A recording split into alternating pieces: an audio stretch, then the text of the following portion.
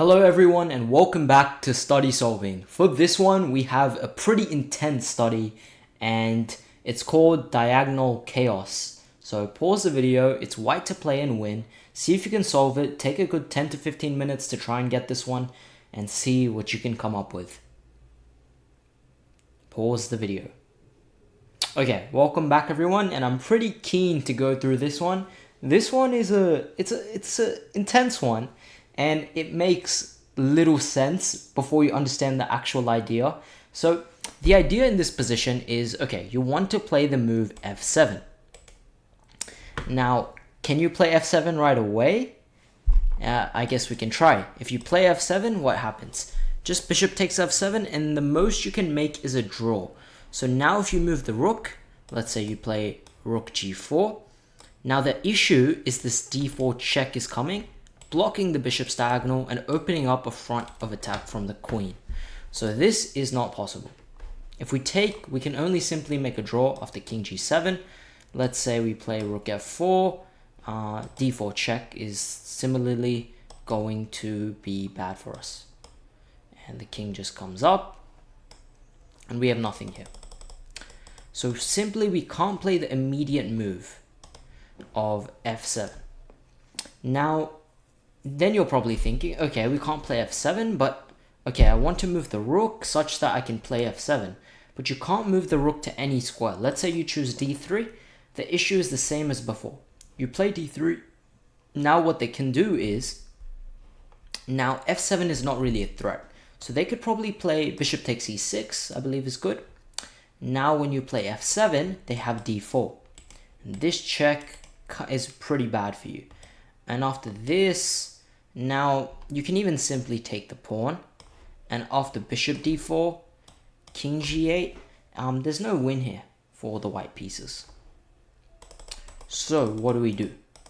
Well, the brilliant move and the move we're going to play to win the game is the move rook to e4. What's the point of rook e4? Seems absolutely terrible. Well, it does one thing. It prepares f7, which is going to be checkmate. So they have to stop it. Now the point is, if they move the pawn, let's say they play d4.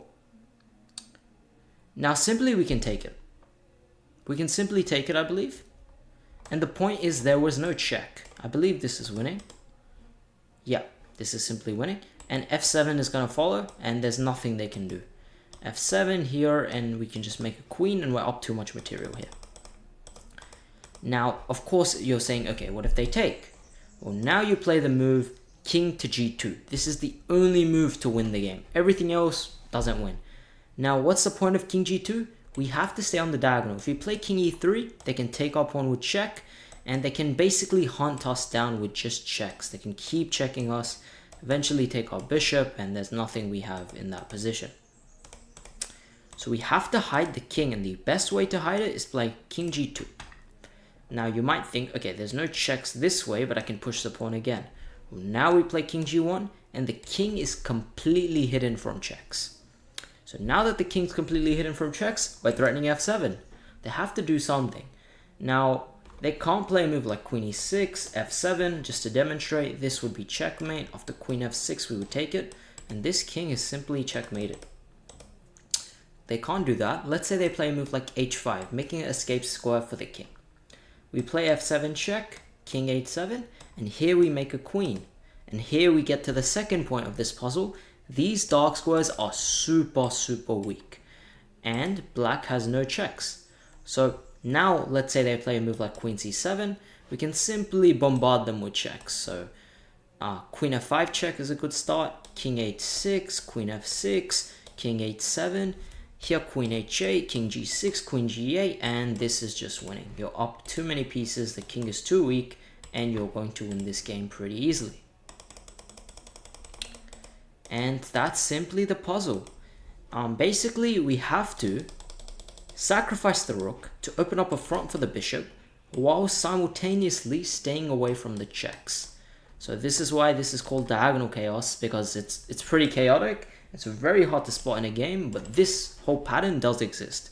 Sometimes it does come to fruition, this bishop and this pawn, checkmate, coup de coeur.